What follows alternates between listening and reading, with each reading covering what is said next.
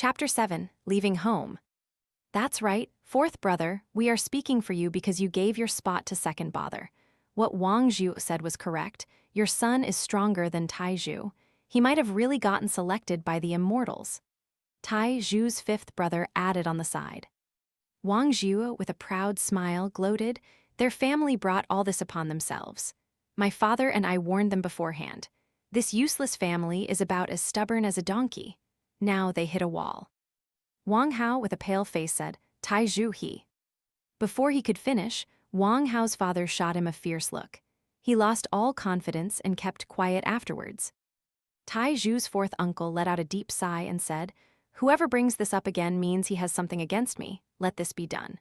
Tai Zhu not being selected can only be said that he wasn't fortunate enough and nothing else. Tai Zhu, don't take it to heart. You can come to your fourth uncle for anything. I have no say in immortal sex, but when it comes to normal sex, your uncle still has some ability to get in you. You can go with my son, Huzai. I have always planned to send him to a sect to train. Wang Zhu chuckled when he heard that. He scornfully said, Tai Zhu, I say go with fourth uncle. When you get there, you can tell them you were the trash that was rejected by the immortals. They might really take you. Wang Lin slowly raised his head. He looked around, glaring at all the surrounding relatives. When his eyes finally landed on Wang Zhu, he said, Wang Zhu, mark my words, I, Wang Lin, will definitely enter an immortal school. I'll also never forget how you and your father insulted my family. Wang Zhu laughed when he heard Tai Zhu's words, but before he could say anything else, fourth uncle shouted at Wang Zhu, You wordy little brat, I'm going to waste you right now. Let's see if the immortals still want you then. Wang Zhu's father suddenly looked pale. He hurriedly stepped in front of Wang Zhu. Fourth brother, you wouldn't dare. The surrounding relatives all held a cold smile on their faces as they watched the events unfold in front of them. Tai Zhu's fourth uncle laughed. He had a steely look in his eyes. In a low, deep voice, he said, Really, brother, I wouldn't dare. Tai Zhu's father quickly stepped forward to pull his fourth brother back. Fourth brother, listen to your second brother. You have a wife and kids at home. Acting like this isn't worth it for you. I will forever remember what you have done for me. Just bring my family home. Fourth uncle glared at Wang Zhu's father. He then nodded at his second brother and proceeded to leave the house with Tai Zhu and his family. Even from afar, Wang Lin could hear the relatives in the yard mocking him and his family. The family sat in fourth uncle's carriage as he gave them a ride home. Silence enveloped the inside of the carriage. Tai Zhu's father quietly sighed. It'd be false to say that he wasn't disappointed, but Tai Zhu was still his son. He finally broke the silence. Tai Zhu, this is nothing, all right? When I was forced out of the house before, I was much more despondent than you, yet I still persevered. Listen to your father. Go home and study.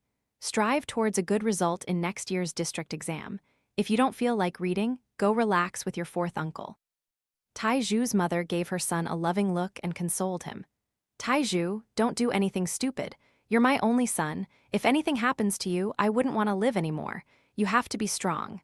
As she was talking, tears rolled down her face.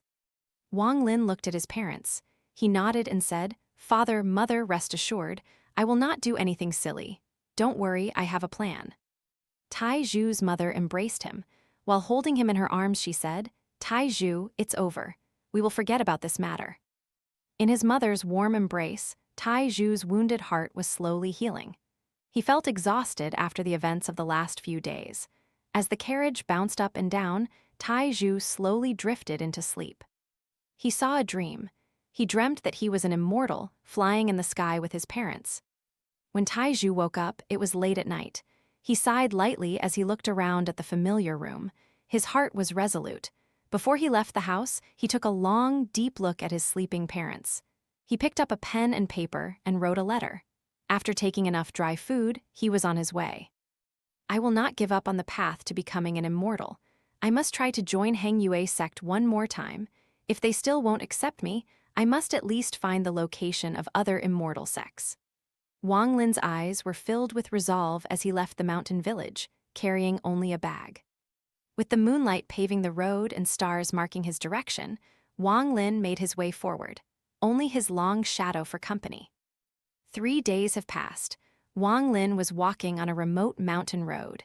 He had opened his eyes back when the young immortal was holding him. He could still recall the general direction. Heading east, Wang Lin ignored the weeds that were cutting both his legs. He kept moving forward. After a week, he had already entered the inner parts of the mountains. Fortunately, there were no man-eating beasts here. Wang Lin pursued his path carefully. Today, when he looked up, he was finally able to see the familiar misty peaks on an isolated hilltop. Taizhu was completely exhausted at this point. He took out some dried food and took a few bites while staring at the Heng Yue sex entrance. The hairs on the back of Wang Lin's neck stood up as he heard a wild animal breathing behind him.